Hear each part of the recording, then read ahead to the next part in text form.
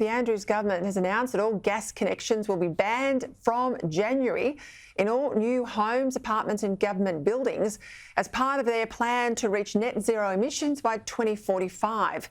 Joining me to discuss this, John Seeley, the Managing Director of Seeley International, Australia's largest air conditioning manufacturer. John, welcome to the program. Will banning the use of gas, as announced on Friday in Victoria, lower emissions as the Andrews government claims? Absolutely not, Peter. Unfortunately, it will do the opposite.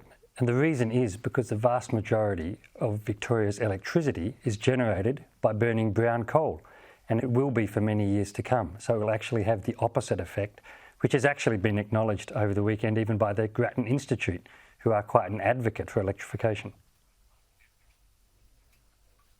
So if it doesn't reduce emissions, as they said on Friday, if they've been caught out by the facts, why on earth are they doing it?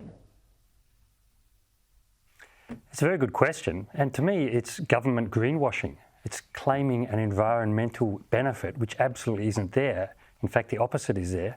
So I guess it's virtue signalling. I guess it's looking for cheap green votes. I can't really explain it. Give us a sense of what this impact will mean on households and businesses. I'm interested, obviously, both in terms of cost to consumers, but also energy reliability. Well, it's going to unfortunately have negative effect on both. So it's going to drive cost up, unavoidably, the simple economics of supply and demand. So the government is forcing a reduction of supply. Demand will be there. And it won't be able to be met. The costs, there's a lot of fixed costs for a large network like the gas network, and that will eventually be spread over less and less people until the cost becomes unsustainable, which I assume is all part of the strategy. Reliability, on the other hand, as we know, the electricity grid in Victoria is already struggling to cope with demand at the peak. And turning off more gas, half of the energy to Victorian homes is gas. So it's completely impossible to turn off all gas supply, but at the margin, stopping people from using gas on new homes will drive greater demand on the electricity grid, and it will burn more brown coal. You made the point, I saw a statement where you excoriated the government on Friday that you issued, and making the point, pulling the minister up, the Environment Minister announced his policy, pulling her up with her claim, or at least the inference, that the 17% she quotes about gas emissions in the state isn't the truth when it comes to residential gas, is it? Absolutely. It's a very devious statistic because residential gas in Victoria accounts for less than 2% of all emissions. And this policy is purely targeting residential use of gas. So they're focusing on absolutely the wrong thing, but they will cause enormous pain. You asked me about the impact on households. Well, a lot of households have someone who works in the HVAC industry or the plumbing industry, tradesmen, and they will be impacted by this disruptive and precipitous action, which has happened. The master plumbers came out and said they're very disappointed. There's been no proper consultation, and plumbers will no longer be able to do a lot of the work that they currently do in terms of gas fittings. There's no provision for retraining them. That, of course, would take years anyway.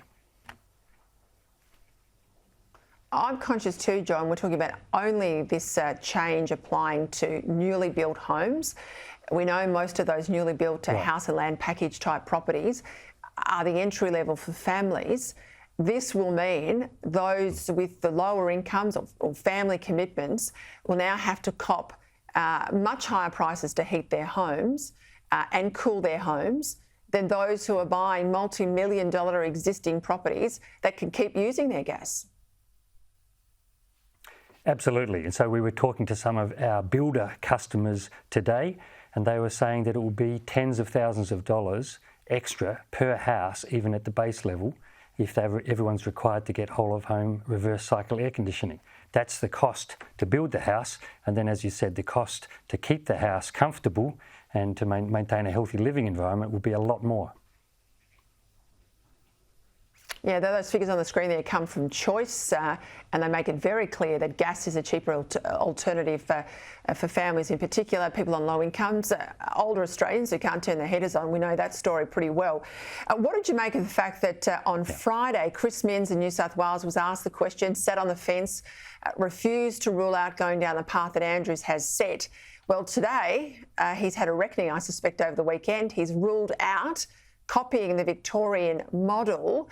What do you think about that? Well, I think it's just a much more pragmatic and sensible and well-informed approach that is being taken in New South Wales.